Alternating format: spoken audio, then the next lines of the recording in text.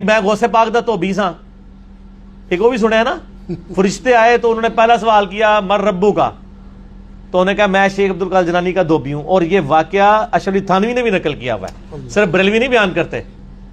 یہ پتہ نہیں کس نے کیمرہ بیچ میں فٹ کیا ہوا تھا. شروع واقعہ ہے غوث پاک رحمۃ اللہ تعالی کے دھوبی کے حوالے سے بیان کیا گیا، لیکن ہمارے علماء نے رد کیا اس کا، ایسا کوئی واقعہ نہیں ہے، کوئی اس کا ثبوت نہیں ہے.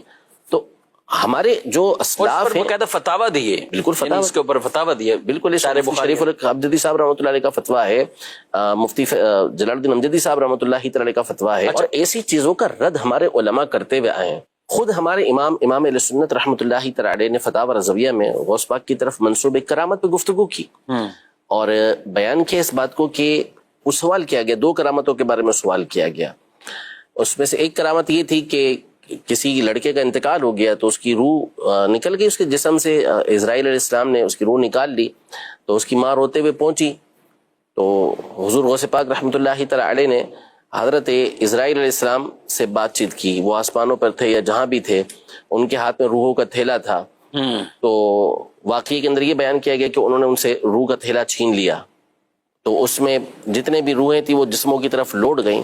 تو اعلیٰ امام علیہ سنت نے اس کا شدید انکار کیا، بولے یہ توہین ہے حضرت اسرائیل علیہ السلام کی، اور حضرت اسرائیل علیہ السلام ملک الموت جو ہیں یہ بالاتفاق غوث پاک رحمۃ اللہ تعالی سے افضل ہے.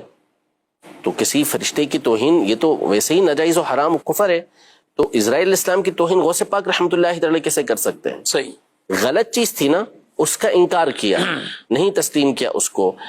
لیکن اگر اسی واقعے کو ہم دوسری جہت سے دیکھیں تو صحیح مسلم کے اندر اور دیگر صحیح ستہ کے اندر حدیث پاک موجود ہے کہ موسیٰ علیہ السلام نے تھپڑ مار کے حضرت ملک الموت علیہ السلام کی آنکھ کو باہر نکال دیا تھا. بالکل یہ واقعہ موجود ہے، لیکن ان کے لیے وہ توہین نہیں بنے گی، وہ توہین نہیں بنے گی. مسئلہ یہ ہے کہ جو چیز خلاف شرع ہوگی اس کا ہمارے علماء نے رد کیا. بالکل ہمارے علماء نے منع فرمایا کہ یہ ہے ہی نہیں. دوسرا یہ کہ اگر کوئی واقعہ ایسا ہے کہ جو خلاف شرع نہیں ہے لیکن اس کا کچھ ثبوت ہی نہیں ہے، نہ لوگوں کے اندر وہ معروف ہے، تو ہمارے علماء نے فرمایا کہ نہ کسی مستند کتاب کے اندر موجود، نہ ہی یہ زبان زد عام ہے. ایک ہوتا ہے کہ لوگوں میں مشہور ہے اور خلاف شرع اس کے اندر کوئی بات نہیں، تو اس کو تسلیم کر لیا جاتا ہے کہ ٹھیک ہے، اس سے کوئی حکم شرع تو ثابت نہیں ہو رہا نا، آپ کے اوپر کوئی چیز تو لازم نہیں قرار دی جا رہی، آپ کا کوئی عقیدہ تو اس سے نہیں ثابت کیا جا رہا. ایک فضیلت کی بات ہے کسی ولی اللہ کی تو وہ اس کے ذریعے سے بیان کی جا رہی ہے اور وہ خلاف شرع ہے نہیں، تو اس کو بیان کرنے کے اندر کوئی حرج نہیں ہے. جبکہ لوگوں کے درمیان وہ مشہور ہو، بعض اوقات اس کا سراغ نہیں ملتا. ہاں اگر وہ لوگوں کے درمیان معروف بھی نہیں ہے، کسی کتاب کے اندر بھی وہ نہیں ملتی، تو پھر ہمارے علماء اس کا رد کر دیتے ہیں. اصل میں ہوتا یہ ہے کہ آپ ایسی بات کہیں کہ جو قرآن و سنت سے بھی ثابت ہے، تو بھی آپ کو ایسے افراد ملیں گے کہ جو اس کا استہزاء کریں گے، مذاق کریں گے، قرآن پاک کی ہاں وہ مذاق اڑائیں گے اس طرح کی باتوں کا. اچھا بہت سے لوگ وہ ہوں گے جن کو پتہ نہ ہونا کہ بات قرآن پاک کے اندر ہے، حدیث پاک کے اندر ہے، آپ ایسے بیان کر دیں اس بات کو تو ممکن ہے وہ اس کا انکار کر دیں گے. بالکل، لیکن ہوں گے وہ اس طرح کے کہ وہ قرآن و سنت کو مانتے ہیں. اور جب انہیں بتایا جائے کہ قرآن و سنت میں اس طرح ہے تو وہ تسلیم کر لیں گے کہ ہاں بچے قرآن و سنت میں آگے مان لیں گے، ٹھیک ہے. لیکن یہاں یہ نقطہ ہے، یہ پہلو ہے کہ دیکھیں ایسی بات جب ان کو معلوم نہیں تھی کہ قرآن پاک کے اندر ہے یا حدیث پاک کے اندر ہے، تو انہوں نے اس کا انکار کیا نا.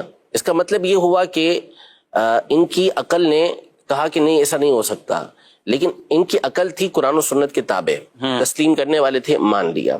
تو اب یہاں پر بنیاد یہ ہے کہ ایسی باتیں کہ جو ہماری عقل کے اندر نہیں آتی، ہمیں سمجھ نہیں آتی کہ ایسا کیسے ہوگا، تو اس کو جب ہم تسلیم کرتے ہیں قرآن و سنت کے اندر موجود ہونے کی وجہ سے، تو جن چیزوں کی طرف رہنمائی قرآن و سنت کر رہے ہیں، دلائل کے ذریعے جن چیزوں کے وجود کا ممکن ہونے کا قرآن و سنت ہمیں ثبوت دے رہے ہیں کہ ایسی چیزیں یہ ہو سکتی ہیں اور ہوں گی، وہ سب اللہ تبارک و تعالیٰ کی عطا سے ہوں گی. چاہے قرآن مجید فرقان حمید میں آپ آصف بن برقیہ رحمۃ اللہ تعالی علیہ کے واقعے کو لیں تو ھذا من فضل ربی، وہ اللہ کے فضل سے، میرے رب کے فضل سے وہ بھی.